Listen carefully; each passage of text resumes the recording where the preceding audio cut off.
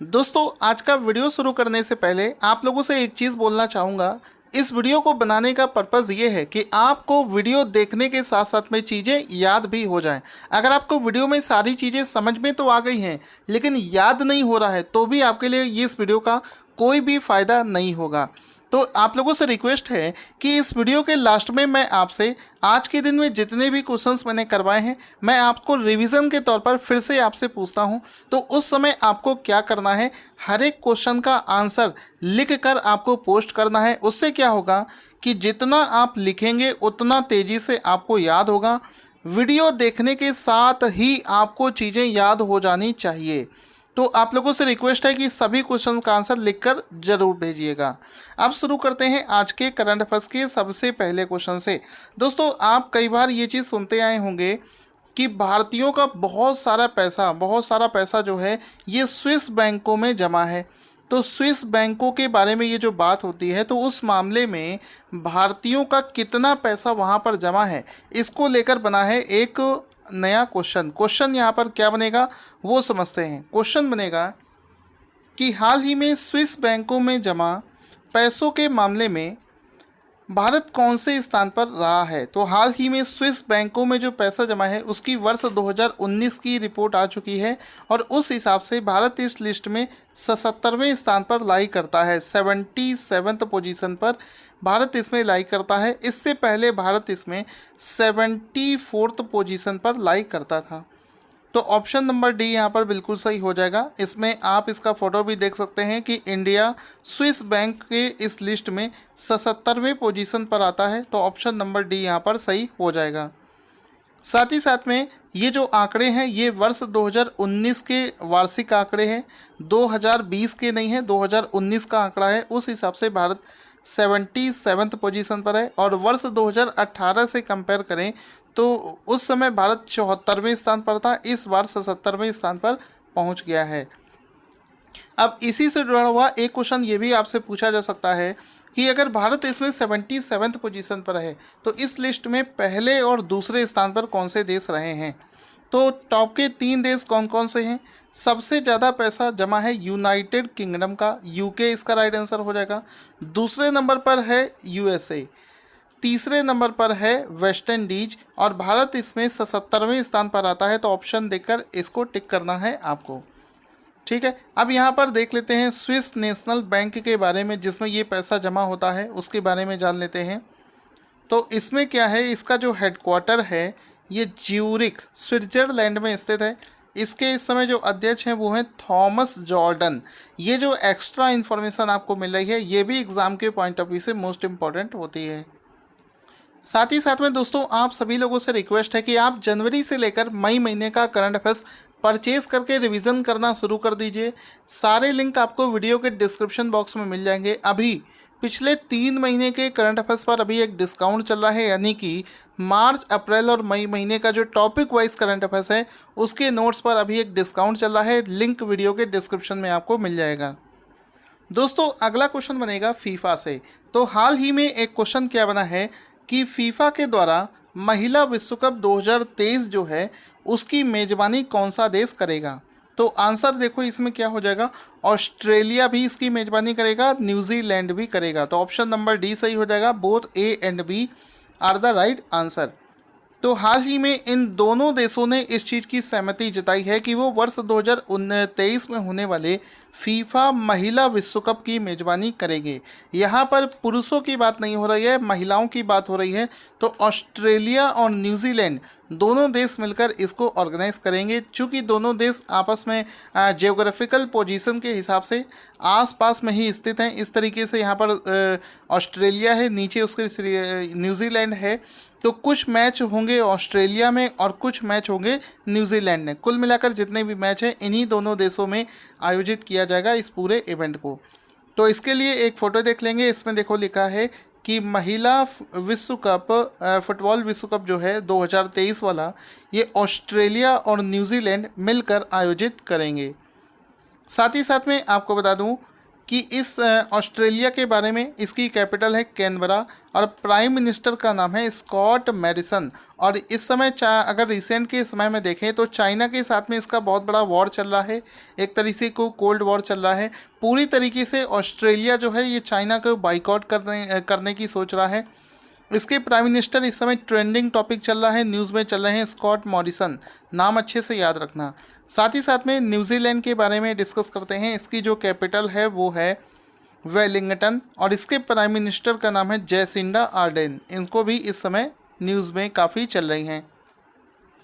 Question बनेगा, किस राज्य ने पशुपालकों को लाभ पहुंचाने के लिए एक योजना जिसका नाम है गोधन न्याय योजना की शुरुआत करी है? तो इसका राइट आंसर हो जाएगा ऑप्शन नंबर सी, छत्तीसगढ़ में इस योजना की शुरुआत करी गई है जिसका नाम है गोधन न्याय योजना।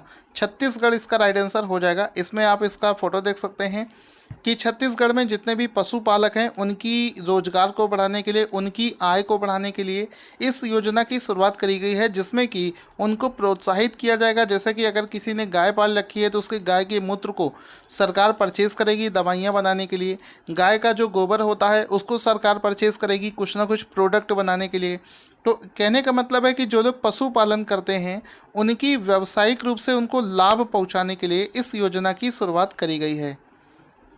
अगला क्वेश्चन है कि हाल ही में किस राज्य सरकार ने एक विशेष शिक्षा पहल जिसका नाम है एक टू खेलो एक टू पढ़ो शुरू करी है? तो आंसर हो जाएगा त्रिपुरा। हाल ही में त्रिपुरा के मुख्यमंत्री ने एक अलग प्रकार की शिक्षा पहल को शुरू किया है जिसका नाम है एक टू खेलो एक टू पढ़ो। तो ऑप्शन डी यहाँ पर सही हो जाएगा। इसमें आप इसका फोटो भी देख सकते हैं। हर एक क्वेश्चन में फ़ोटो देखने से आपको बहुत अच्छे से चीज़ें तैयार हो जाती हैं। इसमें देखो त्रिपुरा में शुरू एक टू खेलो एक टू पढ़ो और त्रिपुरा के मुख्यमंत्री का फ़ोटो दिख रहा है जिनका नाम आप लोग कमेंट करके ज़रूर बताना। इस तरफ आप देख सकते हो इस योजना के तहत इस तरीके से ये डेमो फ़ोटो लगाया है। ये एक विशेष प्रकार की शिक्षा योजना है जिसमें क्या है, अभी तक आप लोग पुस्तकों से पढ़ते थे लेकिन इस योजना का इस तरीके से इसको बनाया गया है एक टू खेलो एक टू पढ़ो। ये एक्टिविटी बेस्ड लर्निंग प्रोग्राम है, मतलब लड़कों को बच्चों को खेलते खेलते चीज़ों को सिखाने को लेकर एक प्रोग्राम है। तो इस प्रकार से शिक्षा के क्षेत्र में ये अलग प्रकार का प्रोग्राम है जो कि त्रिपुरा के मुख्यमंत्री के द्वारा शुरू किया गया है। इसको स्मार्टफोन के जरिए एक्सेस किया जा सकता है। दोस्तों, आप सभी लोगों से रिक्वेस्ट है कि इस पूरे कंटेंट को बनाने के लिए मैं और मेरी पूरी टीम काम करती है। इस वीडियो को अगर आप इसको अच्छा लगता है तो इस वीडियो को लाइक और शेयर करने से ही हमें पता चलेगा कि आपको हमारा कंटेंट पसंद आ रहा है। लाइक करने का कोई भी पैसा नहीं लगता है, दिल से इसे लाइक करें। जितनी ईमानदारी और दिल के साथ में हम इस वीडियो को बनाते हैं उसी शिद्दत के साथ में आप सभी लोग इसको लाइक करें। ये मत सोचें कि मैं लाइक नहीं करूँगा, कोई ना कोई तो कर देगा। आप सभी लोग आगे बढ़ेंगे तभी जाकर आगे बढ़ पाएंगे। किस देश की इस्लामिक रेवोल्यूशनरी गार्ड कॉर्प्स ने घोषणा करी है कि वह हिंद महासागर में अपना स्थायी सैन्य अड्डा स्थापित करेगा? दोस्तों, क्वेश्चन एक बार फिर से मैं पढ़ देता हूं। किस देश की इस्लामिक रेवोल्यूशनरी गार्ड कॉर्प्स ने घोषणा करी है कि वो हिंद महासागर में अपना एक स्थायी सैन्य अड्डा स्थापित करेगा? तो इसमें अगर आपको मैप आता होगा तो आप अच्छे से कर सकते हो। देखो, बिल्कुल आसान सी चीज़ है। यहाँ पर आपको समझना होगा कि जो इंडियन ओशियन है, हिंद महासागर है, उसके आसपास में जो भी देश होगा वही देश तो जाहिर सी बात है कि अपना सैन्य अड्डा वहाँ पर बनाएगा। कोई दूसरा देश तो वहाँ पर बना नहीं सकता है। तो यहाँ पर इसका राइट आंसर हो जाएगा ईरान। ईरान देश जो है ये हिंद महासागर में अपना वो क्या कहते परमानेंट जो है एक बेस बनाने की योजना बना रहा है। हाल ही में उसने इस चीज़ को अनाउंस कर दिया है। अब आप देख सकते हो हिंद महासागर कहाँ पर है। ये देखो, आपको पाकिस्तान और ये भारत आपको दिख रहे होंगे। इसके नीचे ये पूरा आप देख सकते हो पानी ही पानी भरा हुआ है जिसको इंडियन ओशियन या हिंद महासागर के नाम से जानते हैं। इस तरफ आपके गल्फ कंट्रीज हो जाएंगे। ईरान देश आपको ये दिख रहा है जो कि हिंद महासागर का ये गलियारा जो है इसको यूज़ करता है। तो ये कहीं यहाँ पर ही हिंद महासागर में उसके रेंज में जो क्षेत्र आता है उसी में ही ये इसको कह सकते हो अपना स्थायी सैन्य अड्डा बनाने की योजना बना रहा है। ठीक है। इसके लिए वो मार्च 2021 तक इसके लिए एक स्थायी आधार योजना बना सकता है। ईरान की जो कैपिटल है वो है तेहरान। प्रेसिडेंट का नाम है हसन रूहानी। आगे चलते हैं। करंट अफेयर्स का अगला क्वेश्चन है कि भारत सरकार ने राष्ट्रीय क्षय रोग नियंत्रण कार्यक्रम का नाम बदलकर क्या कर दिया है। तो ये जो एक सरकार की तरफ से एक कार्यक्रम चल रहा था जिसका नाम है राष्ट्रीय क्षय रोग नियंत्रण कार्यक्रम, इसका नाम चेंज करके राष्ट्रीय क्षय रोग उन्मूलन कार्यक्रम जो है कर दिया है। यानी कि सिर्फ एक शब्द का चेंज हुआ है, नियंत्रण की जगह यहाँ पर उन्मूलन शब्द का इस्तेमाल कर दिया गया है, जिसको आप लोग याद रखेंगे। ये वाला क्वेश्चन हम लोग कर चुके हैं, स्विस बैंक वाला। उसके बाद में नेक्स्ट क्वेश्चन क्या बनेगा, नेक्स्ट क्वेश्चन ये बनेगा, चूँकि इस समय नेपाल बॉर्डर पर हम लोगों का इस समय फाइट चल रहा है, उधर चाइना के साथ में लद्दाख बॉर्डर पर भी हम लोगों का डिस्प्यूट चल रहा है, तो जिसको लेकर भारतीय सेना मतलब एक युद्ध होने जैसा एक आसार बन रहा है, क्रिटिकल कंडीशन चल रही है। चाइनीज़ भी बॉर्डर पर अपना सारा मशीनरी लेकर आ रहे हैं और इंडिया भी अपना मशीनरी वहाँ पर लेकर पहुँच रही है। तो इस केस में लगता है कि युद्ध हो जाएगा। तो जाहिर सी बात है कि भारतीय सेना को बहुत ज़्यादा तैयारी करने की ज़रूरत होती है। तो यहाँ पर एक क्वेश्चन बनेगा कि युद्ध की तैयारी के लिए सशस्त्र बलों के लिए केंद्र सरकार ने कितने करोड़ रुपए की आपातकालीन निधि प्रदान करने की घोषणा करी है। तो आंसर हो जाएगा 500 करोड़, इसका राइट आंसर हो जाएगा। ये जो इमरजेंसी फंड है इसको सेना इसको यूटिलाइज़ कर सकती है बहुत ज़्यादा, मतलब इसमें आपको जांच बहुत ज़्यादा इसके लिए आपको सहमति लेने की ज़रूरत नहीं पड़ती है। ये एक इमरजेंसी फंड है, यानी कि 500 करोड़ तक के सामान की जो क्या कह सकते हो परचेजिंग है वो डिफेंस सशस्त्र बल कर सकते हैं मिनिस्ट्री ऑफ डिफेंस को इन्फॉर्म करके, और ये डिसीजन वो खुद से ले सकते हैं। तो 500 करोड़ इसका राइट आंसर हो जाएगा। इसमें आप देख सकते हैं फोटो में ₹500 crore emergency fund to a armed forces for war preparedness. तो यहाँ पर 500 करोड़ इसका राइट आंसर हो जाएगा। इस समय के चीफ ऑफ डिफेंस स्टाफ कौन है, जनरल बिपिन रावत, इसका राइट आंसर हो जाएगा। उसके बाद में क्वेश्चन है कि वर्ल्ड एमएसएमई डे 2020 किस दिन मनाया जाता है। तो वर्ष 2017 से लगातार इसको 27 जून को मनाया जाता है। Option C will be the right answer.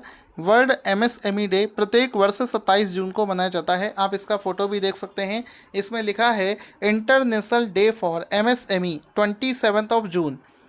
MSME का मतलब होता है micro small and medium size enterprises, ये इसका फुल फॉर्म होता है। और इसमें आपसे एक और चीज़ पूछी जा सकती है कि इस वर्ष का 2020 का इसका थीम क्या है। तो इसका थीम हो जाएगा MSME first responders to societal needs. ठीक है, यानी कि हमारी सोसाइटी की जो नीड्स होती है उसको सबसे पहले जो रिस्पॉन्ड करता है वो एमएसएमई होते हैं। छोटे स्केल पर प्रोडक्शन करते हैं और देश की अर्थव्यवस्था में बहुत अच्छा रोल प्ले करते हैं। तो 27 जून को इसका जो है इंटरनेशनल डे मनाया जाता है। हाल ही में एक पुस्तक लॉन्च करी गई है जिसका नाम है अ नागा स्टोरी। इस पुस्तक के लेखक का क्या नाम है। तो इस पुस्तक को हाल ही में नागालैंड में लॉन्च किया गया है जिसके लेखक का नाम है एडवर्ड लोथा। ऑप्शन नंबर बी यहाँ पर सही हो जाएगा। आगे चलते हैं। क्वेश्चन बनेगा एशियन वॉइस चैरिटी अवार्ड 2020 में अंतर्राष्ट्रीय मानवतावादी पुरस्कार किसे प्रदान किया गया है। तो आंसर यहाँ पर हो जाएगा, ये जो पुरस्कार है ये जैकलीन फर्नांडिस को प्रदान किया गया है। तो option number C will be the right answer. एक बार अच्छे से फिर से देखेंगे कि एशियन वॉइस चैरिटी अवार्ड 2020 में इंटरनेशनल मानवतावादी पुरस्कार जो है ये जैकलीन फर्नांडिस को प्रदान किया गया है। तो ऑप्शन नंबर सी यहाँ पर राइट आंसर हो जाएगा। इसमें आप देख सकते हैं कि जो एशियन वॉइस चैरिटी जो है इससे जैकलीन फर्नांडिस कई वर्षों से जुड़ी हुई थी और मानवतावादी कार्यों में उन्होंने अपना कंट्रीब्यूशन किया था, जिसके चलते ही जैकलीन फर्नांडिस को ये अवार्ड जो है दिया गया है। इसमें आप देख सकते हैं ये 2018 का फ़ोटो है जिसमें कि कहीं पर गरीबों के लिए एक फाउंडेशन वर्क हो रहा है जिसमें कि वो वहाँ पर पार्टिसिपेट कर रही हैं, जिसमें कि देखो लिखा है जैकलीन बिल्ड्स और ये हैबिटेट फॉर ह्यूमैनिटी इंडिया। तो इस कार्यक्रम से जुड़ी हुई थी जिस वजह से उनको इस अवार्ड से सम्मानित किया गया है। आगे चलते हैं। हाल ही में कौन पंजाब की पहली महिला मुख्य सचिव बनाई गई हैं? तो आंसर हो जाएगा weeny Mahajan. Option number A सही हो जाएगा कि हाल ही में वीनी महाजन को पंजाब की पहली महिला मुख्य सचिव बनाया गया है। तो ऑप्शन नंबर ए यहाँ पर सही हो जाएगा। इनका एक फ़ोटो देख सकते हैं, पंजाब सरकार के द्वारा पंजाब की पहली महिला मुख्य सचिव कौन बनी है? वीनी महाजन, जिनका की फ़ोटो भी आप यहाँ पर देख सकते हो। साथ ही साथ में सारी चीज़ें मैं आपको फ़ोटो के माध्यम से भी बता देता हूँ, सो दैट आप इसको लंबे समय तक याद रख पाएँ। अब इस पूरे करंट अफेयर्स को जल्दी से आप लोग इस वीडियो को लाइक कर दीजिए। मोटिवेशन के लिए सभी लोग इसको लाइक कर दें। अब मैं आपसे सारे क्वेश्चंस फिर से पूछूंगा, देखते हैं कितने क्वेश्चन आपको याद रह गए हैं। तो सबसे पहला क्वेश्चन आपको दिख रहा है, फीफा महिला विश्व कप 2023 की मेजबानी कौन सा देश करेगा? 1 सेकंड का समय है, जल्दी से आंसर लिखकर भेज दीजिए।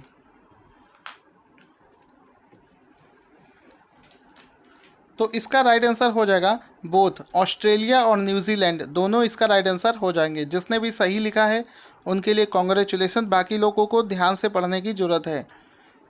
गोधन न्याय योजना की शुरुआत हाल ही में कहाँ पर करी गई है? तो छत्तीसगढ़ इसका राइट आंसर हो जाएगा। जिसने भी सही दिया है उसको कॉन्ग्रेचुलेशन। एकता खेलू एकता पढ़ो योजना की शुरुआत कहाँ पर करी गई है? सो गाइस आंसर हो जाएगा त्रिपुरा सरकार के द्वारा इस योजना की शुरुआत जो है करी गई है। इस्लामिक रेवोल्यूशनरी गार्ड कॉर्प्स ने घोषणा करी है कि हिंद महासागर में अपना स्थायी सैन्य अड्डा स्थापित करेंगे। किस देश का है?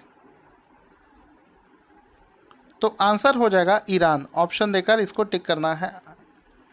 इसके बाद में राष्ट्रीय क्षय रोग नियंत्रण कार्यक्रम का नाम बदलकर हाल ही में क्या कर दिया गया है? सो गाइस राष्ट्रीय क्षय रोग उन्मूलन कार्यक्रम इसका राइट आंसर हो जाएगा। उसके बाद में है, स्विस बैंकों में जमा धन के मामले में भारत दुनिया में कौन से स्थान पर आया है? आई होप आपने सही आंसर किया होगा। 77 इसका राइट आंसर हो जाएगा। उसके बाद में है कि युद्ध की तैयारी के लिए हाल ही में इमरजेंसी फंड के रूप में कितने करोड़ रुपए प्रदान किए गए हैं? सो गाइस 500 करोड़ इसका राइट आंसर हो जाएगा। आई होप दोस्तों आप सभी लोगों ने आंसर बहुत अच्छे से किया होगा। वीडियो को लाइक और शेयर कर दें। Thank you for watching this video.